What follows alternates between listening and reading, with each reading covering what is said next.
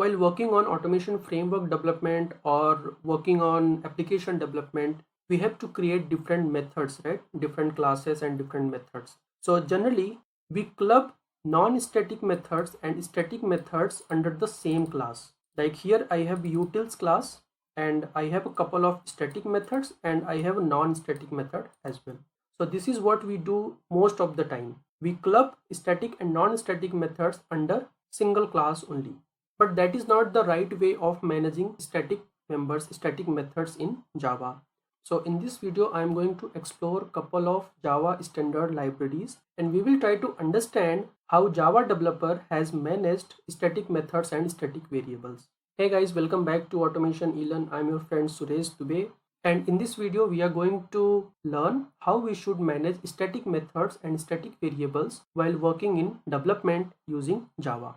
To understand this, I am going to take a reference of few classes which are available under Java library. Guys, if you are using Eclipse, then you can press Ctrl Shift and T and it will open this dialog. Here we can search for any type. Type means classes, interface, enums, annotation. You can search all these types not only in this project or in this workspace, but overall in Java library also whatever classes is available, we can search and we can take a look. So here I have already searched couple of classes, so that's why we are seeing this. Or you can type here. So suppose I want to take a reference of math class. So this is the one that I'm looking for. If I'll open this, and here I have a math which is a class, and this is a public type, and final modifier is also used. Here I have a private constructor, and I have static variables, static methods. So it seems all the members, either variable or methods present under math class is of type static only. And we can also see the outline of all the methods. So you can press Ctrl O and it will show you outline of all the methods and variable present under this class. Here this is the constructor and these are the few variables and all these are the methods. So here if you notice the symbol of each and every member, so here we have a C means constructor, and here it is showing F means static, F means final. Variable in this class is of type static and final. Same thing we are seeing here, SF, static, final. And these are the methods and all the methods are showing as a symbol S means static. So all these are static. So it means math is a class where all the members, either method or variables, all are static and it has a private constructor. We saw here it has a private constructor and class is also final. It means math class is designed in such a way that no one can extend this class. No one can extend math class. If I'll go to my utils and if I'll try to extend math, then I will get a compile time error here. The type util cannot subclass the final class math. It means math class is a final. So here utils cannot be a subclass of this. It means math class cannot be a superclass for utils. We cannot extend math class. For that purpose, final is used over here. It has a private constructor. So once we have a private constructor, it means I cannot create an object of math class. So if I'll go over here and try to do math m equal to new math, this is how we create an object in Java, right? So here we are getting a compile time error. Constructor math is not visible. So just because here constructor is a private, so it's not visible in this class and we cannot create an object of math class. And it has all the members, either variable or methods, all are static. So just because we cannot create object of math class, then I cannot access any methods which are non-static, right? Because we cannot create an object and non-static methods are only accessible using object of the class.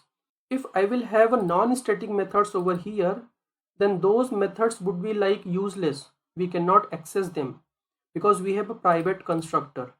So that is the reason math class is having static members only, static methods and static variables, because static members we can access using class name directly. So here generally we do, right, math dot, for example, apps. I want to find out the absolute of given integer. So here apps is a static. If I'll click on this, then apps is a static method and I can use it directly using class name. I cannot create object of math, I cannot extend math.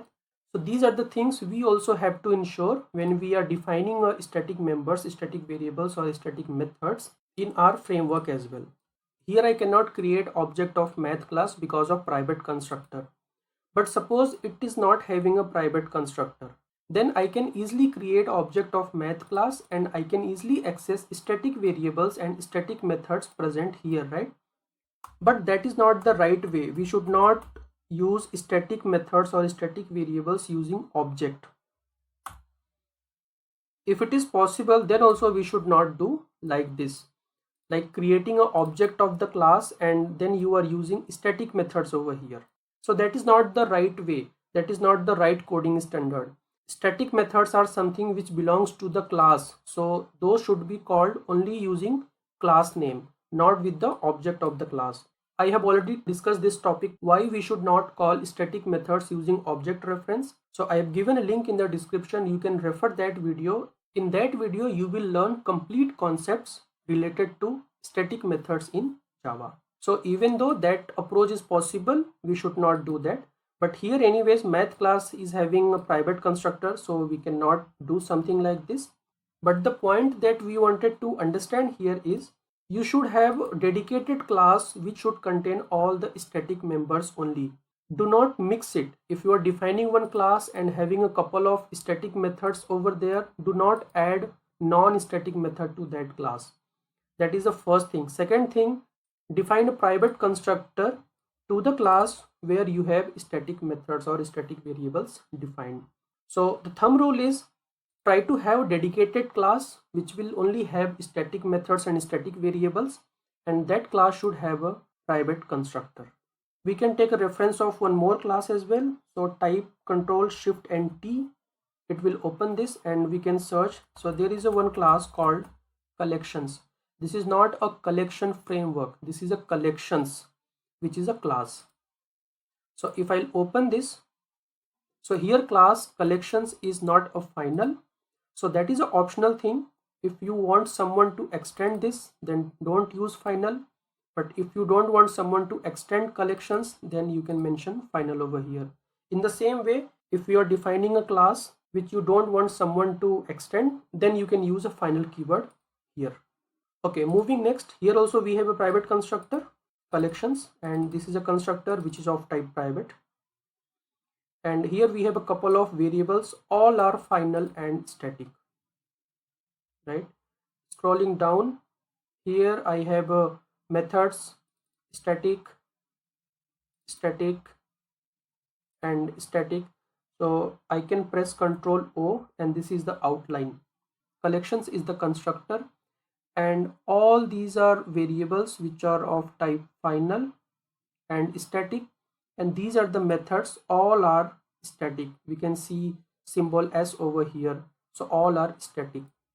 So we saw two examples. One is the math class which is having static methods and static variables only. We also saw collections class and it also has all static methods and static variables along with private constructor. So these are the two important rules which we need to ensure, which we need to follow while working in Java. First one is, have a dedicated class which will only have static methods and static variables, and define a private constructor inside that class. You can also refer Javadoc for the same class. For example, here I have opened Javadoc for math class. If you scroll down, here we have static. So all the members, either variable or method, all are static over here. So you can see all these things over here. So similarly, either you can open the class from your editor like Eclipse, or you can also refer the Javadoc for the class to understand how they have organized their member, how they have defined their classes, right? By referring to standard Java library, we can learn lot many other concepts, lot many other rules and coding standards, which we can also follow, and we can implement all those coding standards, all those rules while working in Java. So that was the topic, that was the concept that I wanted to cover in this video, guys.